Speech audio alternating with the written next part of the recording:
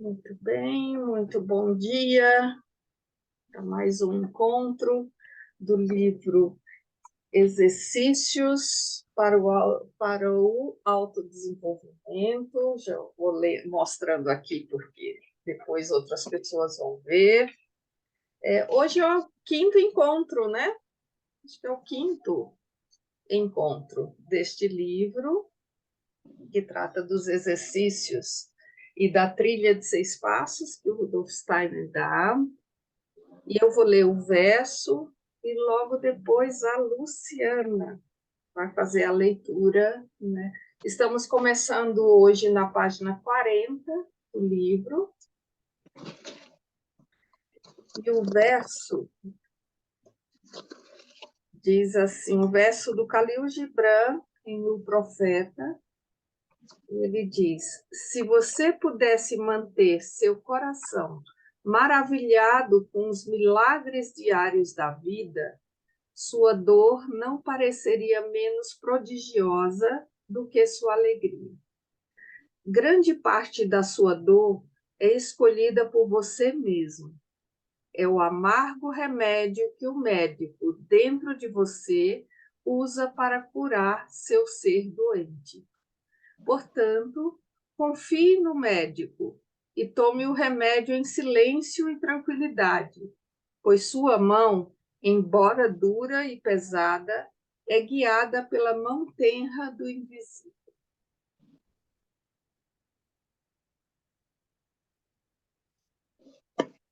Khalil Gibran é muito especial, né? Muito bem, Luciana. Vamos Você lá. vai na página 40. Uhum. Vamos lá. Bom dia a todos. Também nas experiências diárias, a positividade não é imediatamente descoberta. A luta com o anjo raramente é de curta duração. Eventualmente, descobre-se o positivo no final do dia, quando se reencontram os sentimentos negativos na retrospectiva. Muitas vezes, ficamos aborrecidos por uma perturbação no programa do dia e mais tarde constatamos que tudo isso conduziu a algo novo. Algumas situações podem durar dias ou mesmo anos até que vejamos o positivo e experimentemos a bênção. Percebemos então que é preciso aprender a visualizar numa maior perspectiva de tempo. A retrospectiva no final do dia faz parte do exercício da positividade, que é necessária para a situação que foi vivenciada como negativa no momento específico, possa novamente ser visualizada a partir de um novo ponto de vista mais saudável e com o qual possamos prosseguir. A experiência ensina que esta atividade extra se transfere gradativamente para o momento propriamente dito. O Rudolf Steiner menciona que o exercício da positividade é um exercício para o pensar e o sentir juntos. O sentir que ganhou em equanimidade no terceiro exercício agora é utilizado para se ingressar no mundo com interesse extra. Também se pode dizer que após os aspectos negativos no mundo externo terem evocado a antipatia, tenta-se desenvolver um movimento de simpatia consciente, através de uma caminhada de descobertas esperançosas rumo ao positivo. Quando isso é encontrado, o pensar adquire um novo ponto de vista. É a conexão entre o pensar e o sentir que permite um novo acesso ao mundo externo. Através dessa nova forma de abordagem, situações presas, emperradas, podem ser novamente colocadas em movimento e terem uma continuidade. O caminho para o futuro é então liberado. Uma linda imagem disso demonstrou Mikhail Gorbachev quando lhe foi perguntado o que achava de uma greve enorme de mineiros durante o seu mandato. Sua resposta foi: eles têm razão, tendo em vista a sua situação. Estou feliz por estarem em greve. Significa que a glasnost está se impondo. As pessoas estão se tornando autônomas. Gorbachev enxergou o lado positivo dessa ação catastrófica para a economia. Com isso, foi criada uma abertura para um encontro com os grevistas e um diálogo sobre o futuro. No livro Como Adquirir Conhecimentos dos Mundos Superiores, o quarto exercício básico é descrito como o aprender da tolerância, o treinar da tolerância.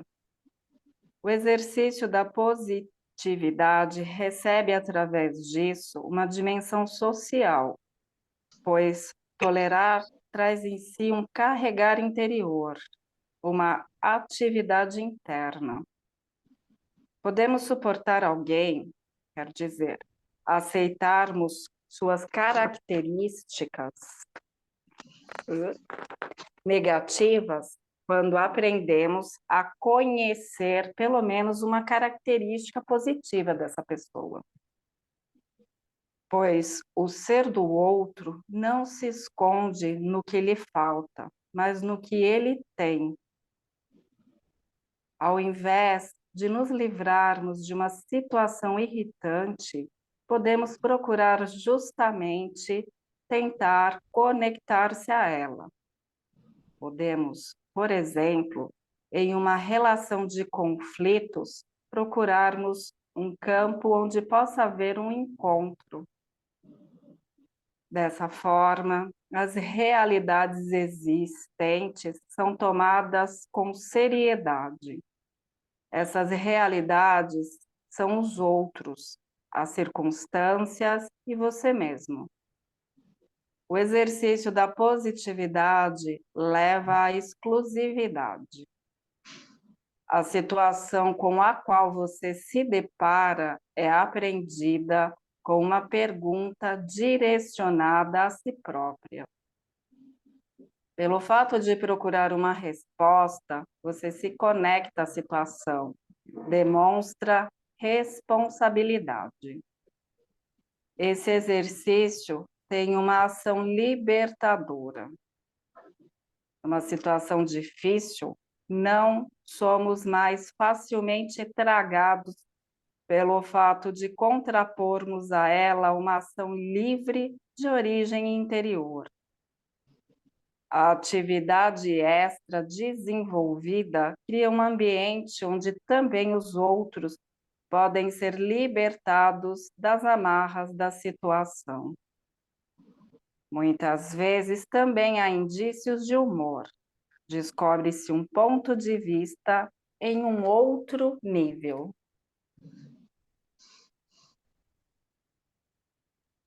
O que vocês que chama a atenção nessas páginas, nessa leitura? Como reverbera em vocês essa leitura? Cíntia.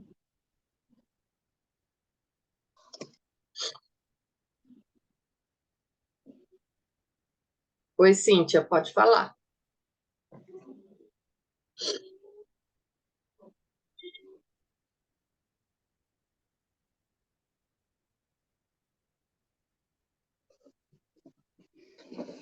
Está conseguindo? Enquanto você tenta, Cíntia, a Eliene. Quer falar, Eliene? Não. Consegui. Eu quero. Vamos lá. Ah, conseguiu, depois eu falo. Conseguiu. Tá, Tá diga. difícil aqui hoje. Consegui. O que me chamou a atenção, bom dia, né, para todo mundo. O que me chamou a atenção desse exercício, até separei aqui essa frase: pois o ser do outro não se esconde no que lhe falta, mas no que ele tem. E aí pensei assim, né, que é exatamente aquilo da simpatia e a antipatia. Às vezes a gente está com alguém que uma pessoa que nos irrita, né? Tem uma forma de ser que irrita. Mas aí, se você olhar bem, né, e tirar essa parte da antipatia, talvez não no primeiro encontro, né? Precise de mais encontros até você conseguir fazer isso. E aí, olhar bem, né? O que está por trás daquela coisa que te irrita, né? E porque é uma pessoa, aí eu parto sempre do ponto assim, né? Que é uma pessoa como eu. E eu, com certeza, sou irritante para um monte de gente, mas eu também tenho coisas boas. Então, penso assim, né, que pode ser isso aqui que ele está falando. A gente sair daquele lugar, né, da antipatia e a gente pode ter umas surpresas boas, né? Conhecer a pessoa, um lado que é bom, né? É isso. Porque muitas vezes, assim, o que nos irrita no outro, né, não tem tanto a ver só com o outro, mas o que é que tem em mim. Se eu mudo a minha perspectiva, como diz assim, o outro pode parar, né, dessa irritação, não é que desse lugar. Então eu tenho que olhar para mim, né? O que mora em mim que está fazendo com que eu traga esse movimento, né, com o outro. A Lorize, eu acho que ia falar, é isso, Lorize? Antes da Nina, que está aí com a mãozinha levantada. Isso. O que chamou minha atenção também foi o que a Cíntia trouxe, né? Sim, A Santa Teresa que eu estudo, né? Ela fala, a gente tem que se eximir, né? De simpatias e antipatias para chegar na essência. Então, se a sim, gente fica na simpatia e antipatia, a gente está parado, né? Mas, enfim, a frase que me chamou a atenção foi que é a conexão entre o pensar e o sentir que permite um novo acesso ao mundo externo. O caminho para o futuro é então liberado. Eu sim, achei isso sensacional para a gente espiritualizar, né, e purificar o nosso sentir, porque a gente fica parado literalmente no sentir. Se eu tenho mágoa de alguém, eu parei, eu não liberei o meu futuro. sim. Essa sensação que me deu, assim, sabe? Então, quando você faz essa ponte, você abre o caminho, literalmente, né? E a retrospectiva é um dos caminhos, né, para É um chegar dos nisso. caminhos. É um dos caminhos. É muito, muito lindo mesmo isso. E aí a gente sai de uma condição de vitimismo, né? De vítima da situação. Vítima, porque quando ele traz aqui, se algo está acontecendo e eu olho para isso, e eu olho só com pesar, e nesse olhar da simpatia, antipatia, eu realmente aprisiono o momento presente e não libera a energia, porque eu fico presa numa teia, né? Numa teia de ó Deus, ó vida, ó céus, ó azar, né? Porque isso está acontecendo. E aí entro nesse vitimismo e aí nada acontece. E a gente vê pessoas que vivem assim aprisionadas por anos e anos e anos e anos por alguma situação que aconteceu lá atrás que não consegue visualizar o positivo da situação. E é só quando eu consigo olhar o aprendizado é que eu consigo, como diz aqui mesmo, liberar o futuro, né? Muito rico. A pergunta, né, Márcia, né, a gente ouve tanto da antroposofia, né? A gente precisa saber fazer boas perguntas para poder ganhar esse movimento, né? Então, Sim, sair de uma pergunta para por que isso comigo, que nem você trouxe esse exemplo, né? Ó céus, ó vida, por que isso está acontecendo comigo? Para a pergunta, o que eu preciso fazer a seguir? Que aí eu ganho não é, movimento, né? não é nem porquê, é o para quê, né? Para que isso está vindo ao meu encontro neste Não, momento? mas quando a pessoa está aprisionada, ela está, ai, por que aconteceu isso comigo? Por que que estou vivendo isso? Porque ela está aprisionada nessa pergunta. E Ela está aí, aprisionada na vítima. aí para ganhar movimento é o que eu devo fazer a seguir, né? O que que eu devo, qual é o próximo, qual a próxima jogada, né? Para fazer a próxima jogada, ele traz aqui quando a situação com a qual você se depara é aprendida com uma pergunta direcionada a si próprio, ó, direcionada a si próprio. Pelo fato de você procurar uma resposta, você se conecta à situação e demonstra responsabilidade. Ou seja, aqui É, você sai do lugar de vítima. é, Vítima da situação, você não vai procurar um vilão, nem um salvador da pátria para você. Você se conecta com você e encontra e busca a responsabilidade dessa situação, a serviço de que essa situação está na sua vida hoje, né? E aí, para poder fazer essa liberação. Nina, Então, para mim também chamou muita atenção essa coisa que vocês estão discutindo, que é se conectar com aquilo que irrita, né? Então, tem uma situação que se repete, e irrita. Você se conecta, como você falou, sair da vítima e perceber qual a necessidade do outro, qual o sentimento do outro, quais são os princípios que regem o outro a fazer aquela coisa irritante. Eu acho que isso leva para um caminho de solução, sabe? Para mim, foi uma chave que eu vou botar em prática no meu dia a dia. Gostei muito. sim, sim. É precioso esse movimento, que se a gente leva para a vida realmente, né, no dia a dia, essa vivência, essa situação, o quanto a gente consegue transformar aquilo que passou, né, nesse lugar. Alguém mais? Algo mais chamou a atenção?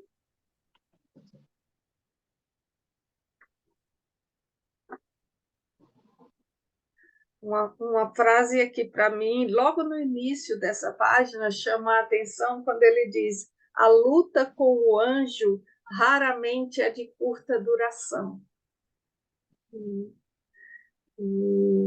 E aí, como é que você vai se encontrando, né, com essa situação, é, com estas vivências no seu dia, como nesse poema, né, do Khalil Gibran aqui, que tudo tem a ver, né, com essa lição, com esse aprendizado que nós temos que ter na vida, né? O que é que vem ao nosso encontro, né, como caminho de desenvolvimento bom e aquilo que eu considero que não seja bom. Que mais? Mais alguma coisa para a gente passar para o quinto exercício? Diga, Sandra. Assim, diante de tudo que foi falado, né, o que fica para mim é essa frase: pelo fato de procurar uma resposta, você se conecta à situação, demonstra uma responsabilidade, Isso. né? Então, assim, a partir do momento que a gente faz esse movimento, acredito que a gente está contribuindo e tendo essa responsabilidade também, né, para todos nós. Acho que numa consciência, né? Tô certo. Sim, sim, sim, sim. É o que falamos nisso, né? Essa consciência, essa responsabilidade. Se vocês olharem na maior parte das vezes o quanto que a gente não tem esse olhar para si e coloca no outro, né? Esse olhar ou essa responsabilidade, digamos assim, que o outro fez isso conosco, né? E aí a gente deixa de fazer essa reflexão e essa conexão com tudo isso aqui, com esse aprendizado, né, na vida. Lu, O que me chamou a atenção aqui foi essa questão do treinar a tolerância. Então, aqui eu acho que é uma chave sim, importante, porque a gente esse olhar, né, este foco de encontrar a luz no que se estabelece. E para mim vem muito isso de que eu preciso elevar a minha frequência para que eu possa encontrar, enxergar essa luz, estabelecer essa ponte para eu me conectar verdadeiramente. Então, me vê muito isso. Aí a gente assume as rédeas e aí temos a responsabilidade. Saímos da vítima e aí somos nós sendo esse adulto, né? O maduro da história e realmente tendo a ação. Sim, Para mim, ficou um pouco isso, sim. tá? Tá, muito obrigada. Ele diz: tolerar em si, tolerar traz em si um carregar interior, né? Uma atividade interna. E abre, você recebe com isso essa dimensão social, né? O quanto eu me abro para o outro nesse exercício da tolerância, né? Do olhar para o outro, olhar para mim. É quase uma dança isso, né? Esse lugar, uma dança. Eu olho para mim, interajo com o outro, olho para o outro, vejo que isso movimenta em mim e faço, né? Sabe a lemniscata, né? Faz uma dança aqui nesse processo tudo. Diga, Cíntia. Estou lutando aqui com o microfone hoje. Não, então, sobre isso que você falou agora, eu estava pensando, né? No que eu tinha falado, eu fiz esse exercício com uma pessoa e aí foram vários encontros, né? Até eu perceber que podia ser mudado e tudo. E um curioso, né? Assim, entre aspas, porque tá tudo junto, é que com certeza a pessoa tinha algo comigo também. E aí eu percebi exatamente isso que você falou agora, essa dança, né? Eu percebi que ela não me ama, assim, ela não me adora, mas ela está fazendo um esforço, né, para poder se conectar comigo. Eu percebi isso, acho que tira a gente daquela ilusão que a gente tem, do tipo assim, todo mundo para se dar bem tem que se amar e gostar de tudo, né? Não, às vezes o fato da pessoa olhar para você e apesar de, né, não ir muito com a sua cara, ela dar um passo para que vocês tenham uma convivência boa, né? Eu acho que isso eu acho assim tão precioso, né? Porque você fala assim, nossa, ela se interessou por mim, porque eu vejo que ela colocou algo de si, né? Ela se esforçou para poder ter uma boa relação comigo, assim. E eu também, né? Então, assim, a gente, no começo, assim, eu olhei para aquilo e falei assim, nossa, parece uma coisa mágica, né? Porque eu comecei a ver, não falei nada para ninguém. E aí ela também mudou comigo. Então, assim, é muito...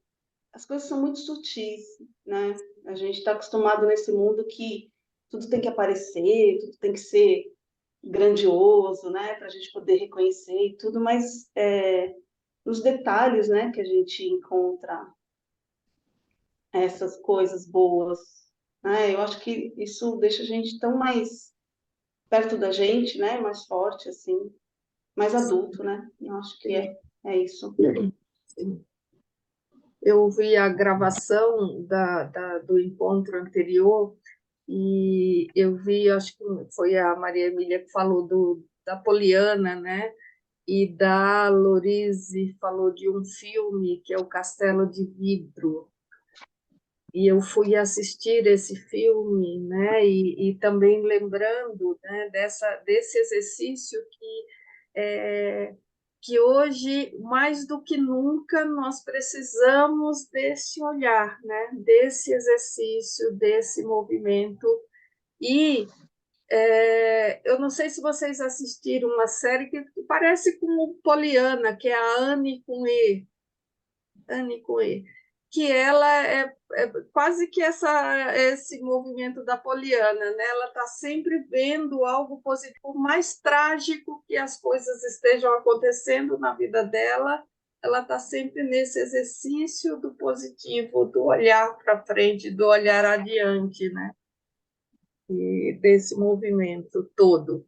E o quanto olhar para a nossa história, a nossa biografia, com todas as coisas, com os encontros, com as coisas que nós temos, com o bom e com o não bom, né? A gente olhar a que veio ao meu encontro, né? E como eu posso liberar, como ele diz, a situação, encontrando algo positivo na minha biografia ou naquilo que aconteceu. Só assim eu realmente consigo liberar esse meu futuro para seguir adiante. Porque senão eu fico como se fosse sabe aqueles prisioneiros que tinham uma bola de ferro atada no tornozelo? Se eu trago isso, né, se eu não olho para essa situação, eu coloco aquela bola de ferro no meu pé e eu vou caminhando na vida dessa forma, com a bola de ferro, com peso, com tudo, e não olho o aprendizado. Então, é muito precioso esse capítulo para a vida mesmo. Márcia, esse filme é interessante, né? O jeito que ela reconstituiu a própria biografia, né? Olhando o positivo, né? Tirando, Sim, né? Extraindo o positivo, né? sim, que é Então, isso, né? aham, é. É, E aí me chamou a atenção que agora você falando e vocês também falando, demonstra responsabilidade, né? Recentemente eu tive uma aula falando sobre os 5 graus da responsabilidade. E aí eu queria compartilhar aqui, porque para mim é sempre assim, ou tem ou não tem, sabe? Ficava muito nessa esfera do tem ou não tem. E aí eu achei que fez muito sentido quando eu vi esses 5 graus de responsabilidade, né? Então, o primeiro é não tem responsabilidade, tipo, uhum, irresponsável, né? Não assume nada, né? Aí depois, o outro grau é a responsabilidade infantil, que você ainda não tem, às vezes, condição de assumir alguma responsabilidade, né? Então, é de uma forma infantil. E o terceiro é o adulto, que sabe o que tem para fazer e faz, né? Tem condições, tem recurso, tal. Então você faz. Quando você não faz, você está sendo irresponsável ou você está tendo uma responsabilidade infantil. Sabe que tem para fazer, mas não faz. É um infantil. E a gente uhum, tem na nossa, né, roda da vida, a gente tem vários aspectos. Ixi, eu devia estar fazendo isso, mas não estou, né? uhum, Então, é uma responsabilidade que devia estar no adulto, mas ainda está num grau infantil. Aí você vai para uma alta responsabilidade, que é você fazer além daquilo que é seu. Então, você percebe um ambiente, um bairro, uma comunidade, você promove, às vezes, um movimento para uma limpeza de uma praça, limpeza de uma comunidade, que nem um rapaz que é surfista, ele 5 minutos para limpar a praia antes de surfar. Ele uhum, promove esse movimento porque ele quer mudar o ambiente. Então, uhum, mesmo que seja pequenininho, é uma ação pequena, que parece insignificante, mas que está além de você, para o seu benefício próprio, né? E a responsabilidade radical é aquela que muda uma cultura de uma nação, né? De uma empresa, de um ambiente que extrapola, né? O teu universo. Então, essa radical é a que faz grandes mudanças. Você pega um Nelson Mandela, você pega pessoas assim que sim, mudaram sim, radicalmente uma cultura de um país, sim, etc. Mas eu acho interessante ver esse panorama, né? Me chamou muito a atenção quando demonstra a responsabilidade. E a responsabilidade da gente assumir as coisas, né? Porque para algumas coisas da nossa vida a gente tem uma infantil, a outra a gente tem um adulto e a outra a gente ainda está irresponsável, mesmo quando adulto, né? uhum. Então eu acho que é interessante ver qual é o grau que a gente está. Mas é isso. Muito, muito boa essa reflexão. Você me lembra dentro da análise transacional que fala dos estados, né, de ego, que é o pai, o adulto e a criança, e a gente só consegue tomar essa responsabilidade quando a gente está no estado adulto, né, nesse lugar. E aí eu consigo olhar a situação de forma que eu posso pegar na minha mão. Mas quando eu estou nesse estado criança ou no estado do pai, eu não consigo fazer isso. Eu entro nessa ou culpa ou na dor. E o outro, o movimento dessa ação individual que vai mudando, né? Que eu acho que o que eu faço não vai acontecer nada, e a minha ação individual sim muda, né? Muda o mundo. Oi, Zuleika.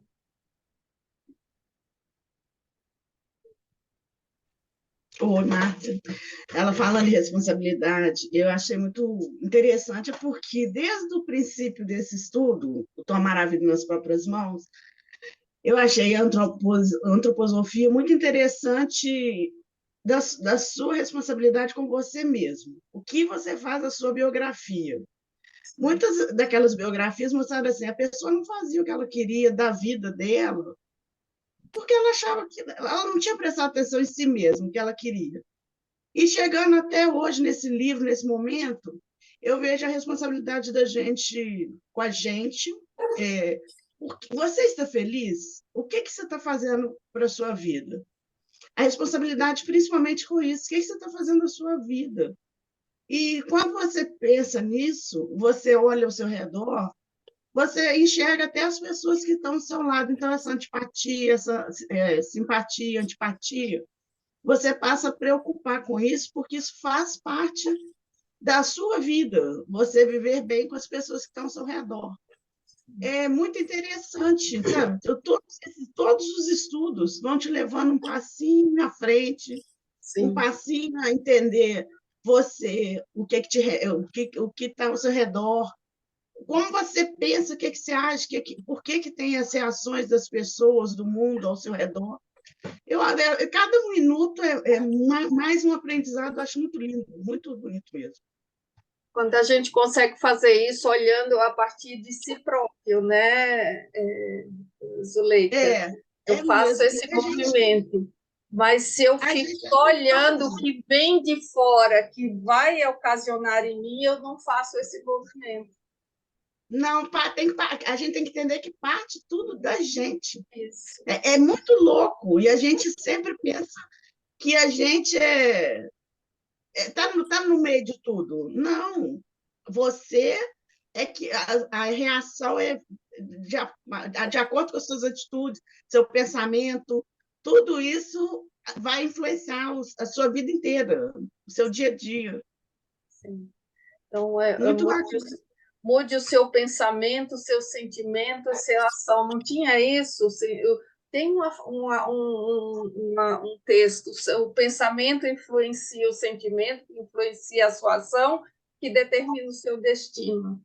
Né? Vai, desse jeito. vai olhando É isso. difícil, né? É difícil porque você não pode mais terceirizar as suas questões, não pode colocar isso que é o mundo, que é o outro, que é a vizinha, que é isso. Volta para você, qual é a atitude que eu posso ter em mim para alterar isso aqui, para alterar Isso. essa situação, né? Então, é bem o Quando a gente tomar a pergunta, vida, né? Responsabilidade, habilidade de responder a alguma ação, né? De pegar para mim, né, esse muito, lugar. muito. Quantas vezes na vida a gente dizia, eu quero fazer esse sim, sim. Aí não faz. Mas você pergunta, por que você não faz? Por que você não fez? Por que você está nesse lugar? Você muitas vezes não se perguntou por quê. E por que você não toma uma atitude para mudar? É. E por que você não faz o que você quer fazer? Uma simples coisa, eu quero fazer uma viagem. Ah, eu quero fazer. E por que você não vai fazer então? Entendeu? Eu acho que a gente não tem esse costume de ficar se perguntando.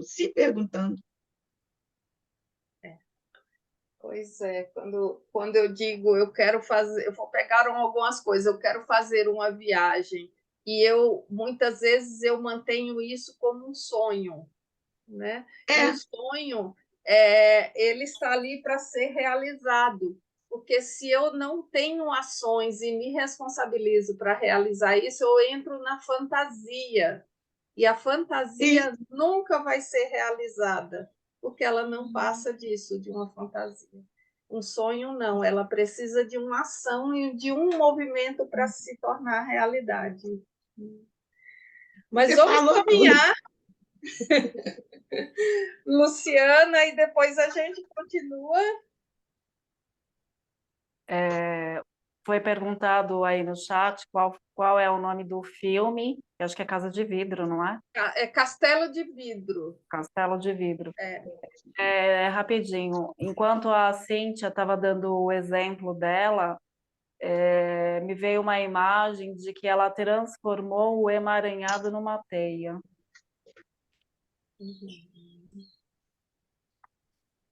Tudo bem. Já colocaram aqui o texto, Sandra, que você pede é dessa. Já colocaram. Mantenha seus pensamentos positivos, porque seus pensamentos tornam-se palavras. Mantenham suas palavras positivas, porque suas palavras se tornam-se atitudes.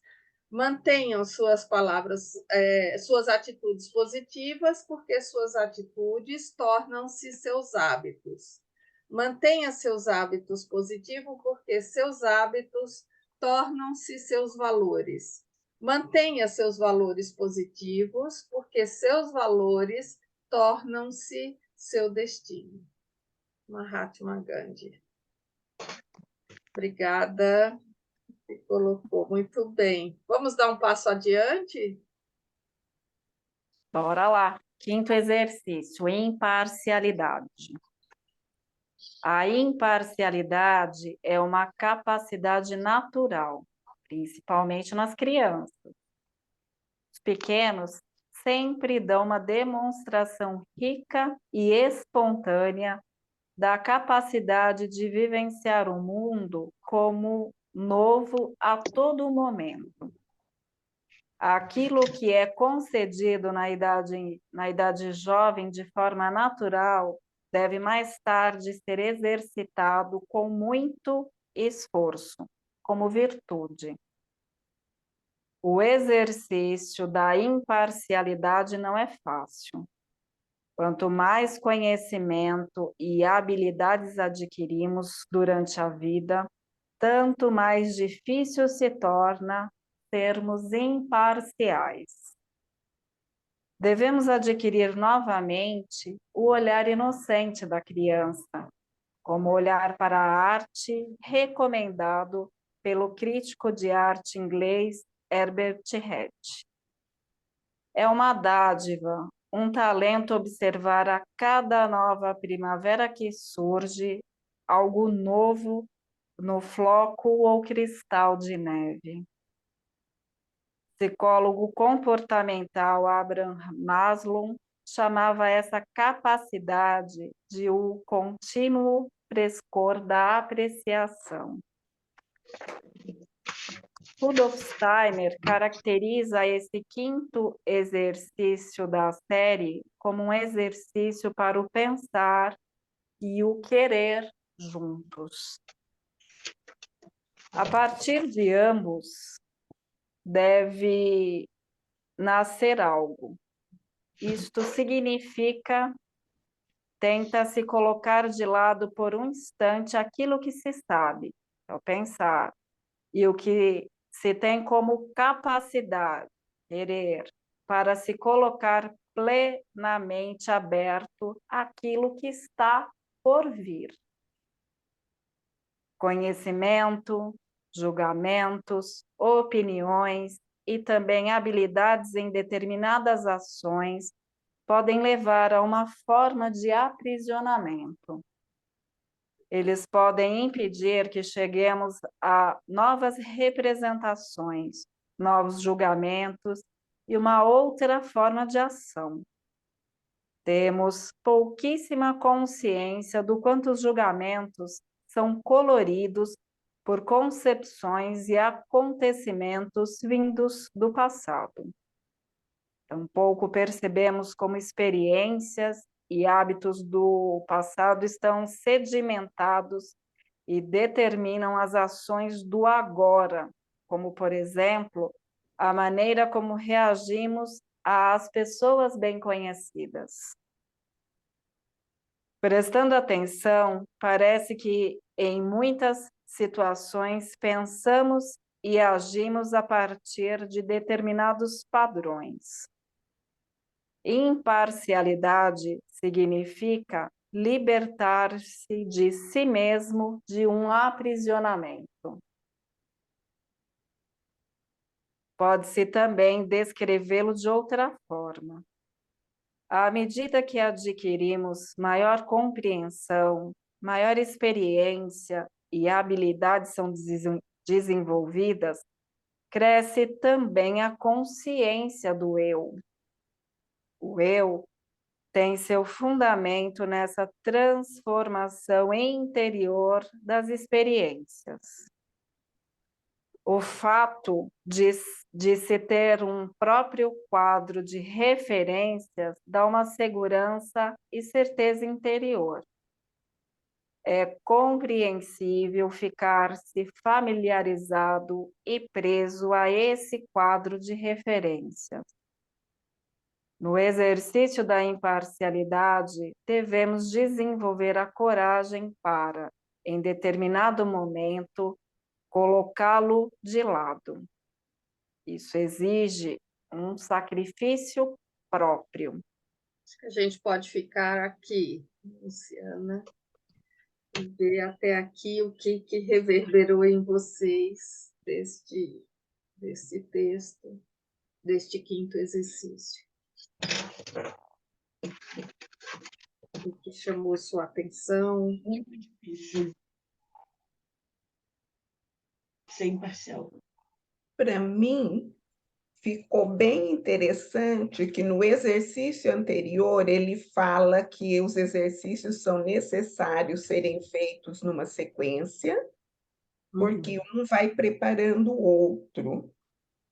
E nos comentários do quarto exercício foi muito dito de a gente ficar preso em nós mesmos, cristalizarmos, né, algumas situações, e aqui ele fala: imparcialidade significa libertar-se a si mesmo de um aprisionamento.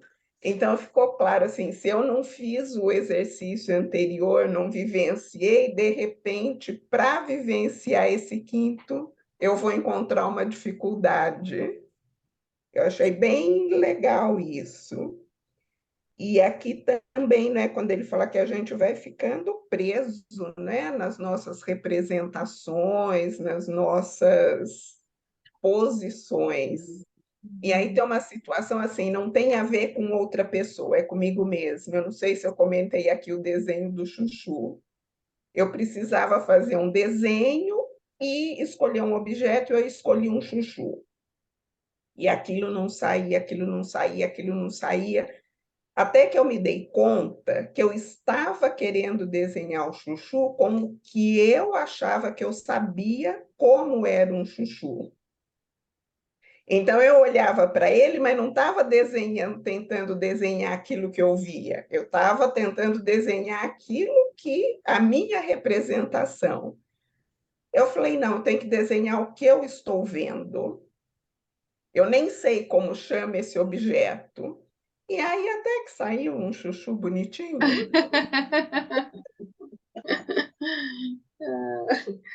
Legal, Cris.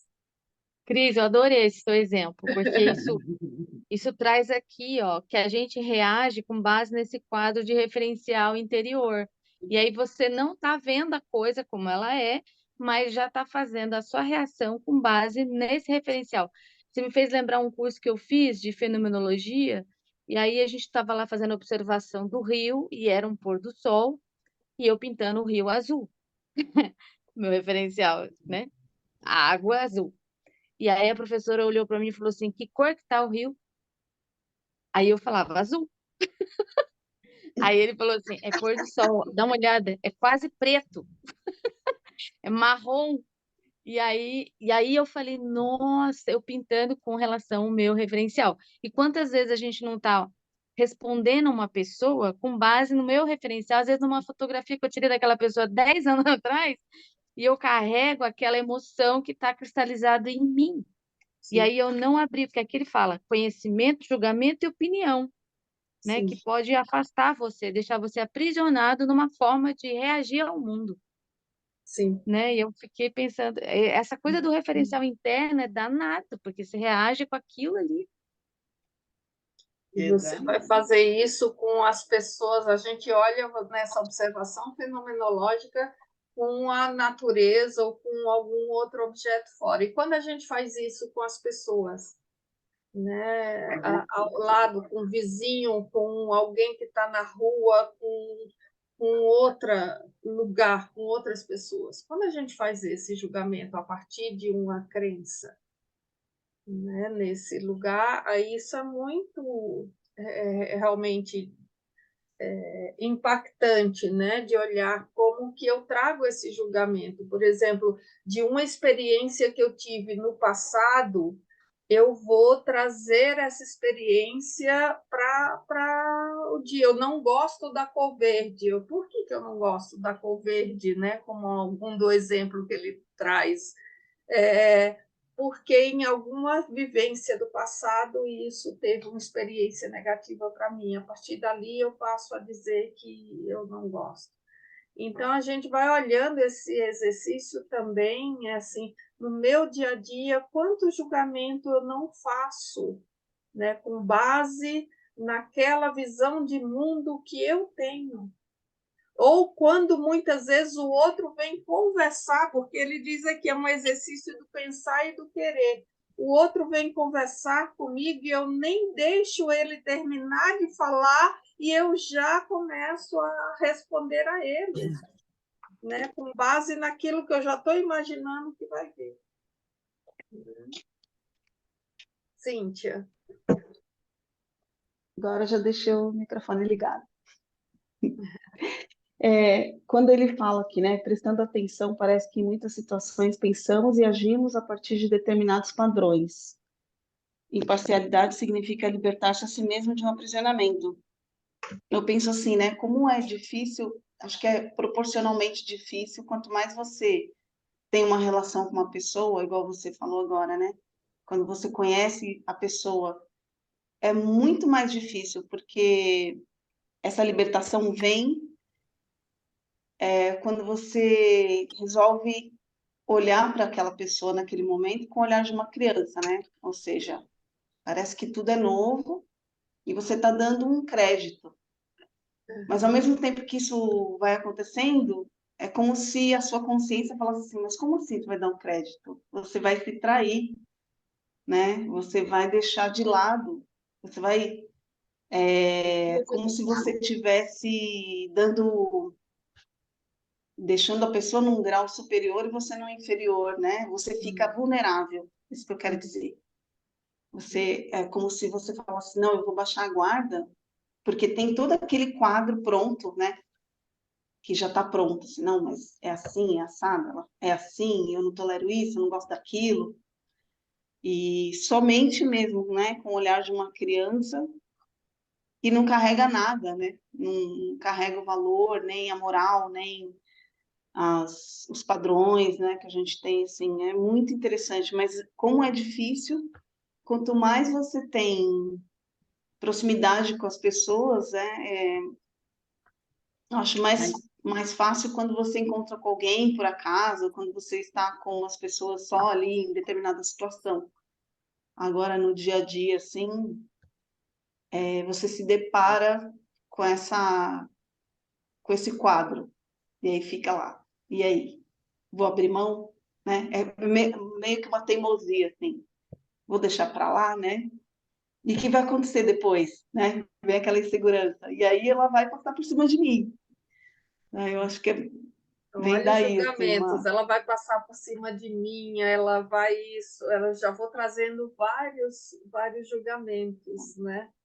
Tem uma frase sim. que fala muito, às vezes, das relações, que é: você quer ser feliz ou ter razão?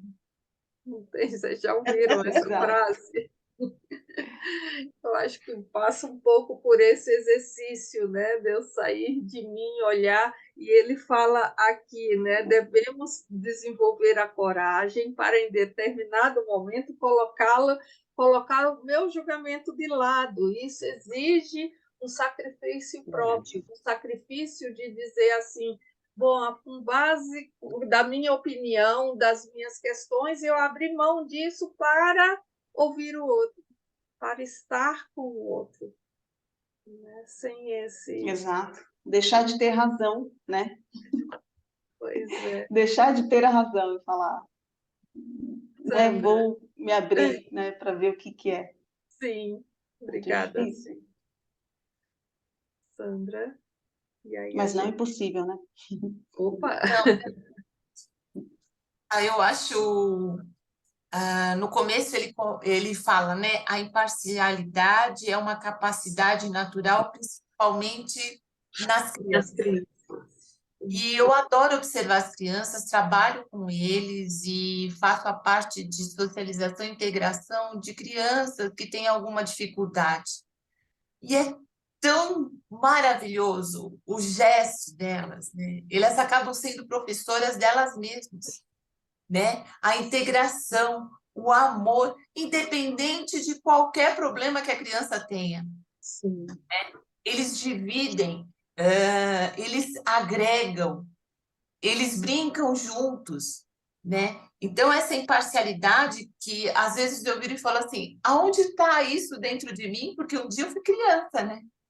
sim, Aonde foi parar isso, né? Aonde foi parar esse dentro de qualquer coisa? Então, eu acho que o começo é muito bonito, né? Que ele sim. fala, olha, os pequenos sempre dão uma demonstração rica e espontânea, né, da capacidade de vivenciar o mundo como novo e como a todo momento, né? Então, assim, se a gente olhar, né? Eu acho que essa é a minha reflexão, olhar para dentro de mim, né? Para dentro de todos nós, né? Essa imparcialidade um dia foi nossa, né? Não é? Sim. E aí o que vai modificando isso é o que ele traz aqui, conhecimento e habilidade que a gente adquire durante a vida, vai tornando o adulto mais rígido nas suas posições, nas suas opiniões, nas suas atitudes, nos seus valores, vai tornando, quanto mais conhecimento e mais habilidade, ele diz, mais difícil se torna ser imparcial, mais difícil se torna ver o mundo como algo novo, como é o olhar da criança, porque eu vou criando caixinhas, né? A vida é isso, a vida é muito difícil. Aí entra as nossas crenças, né? A vida é difícil. Olha, eu não posso ter tudo, você não pode ter tudo.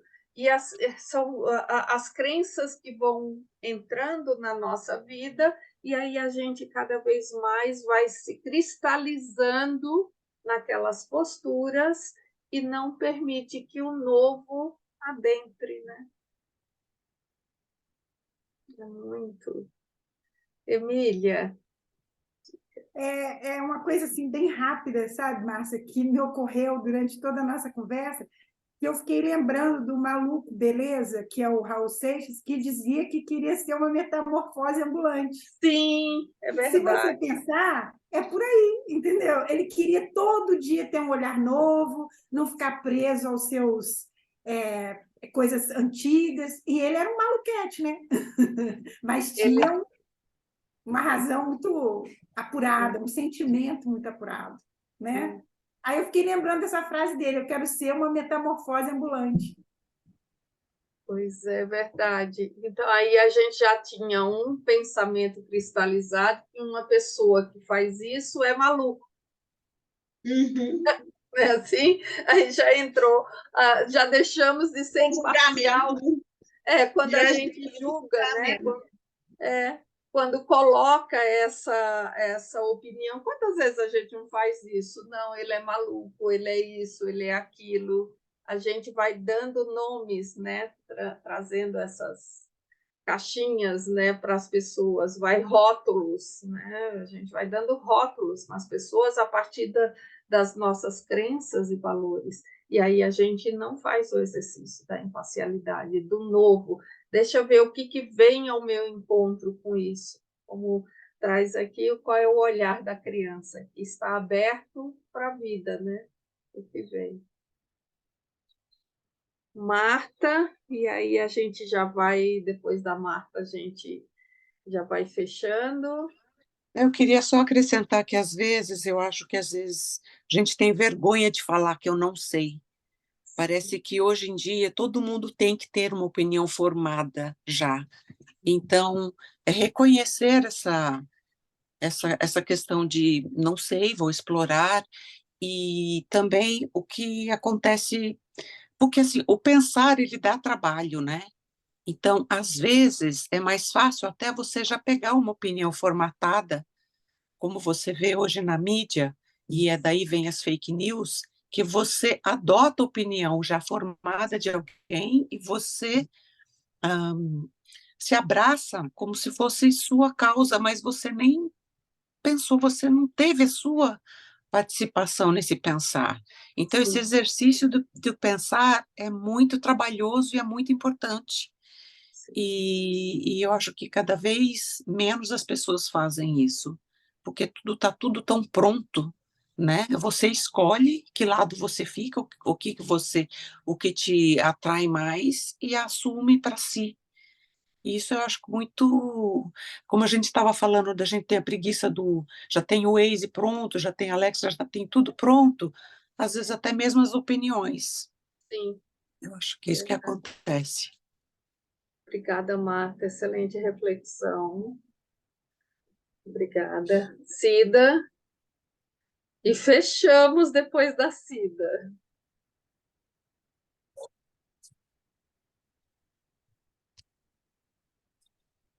Cida está nos ouvindo? Oi, agora estou. Posso falar? Pode. É bem rapidinho. É a questão da criança interagindo com a criança, né? Como essa senhora que falou que trabalha com crianças, né?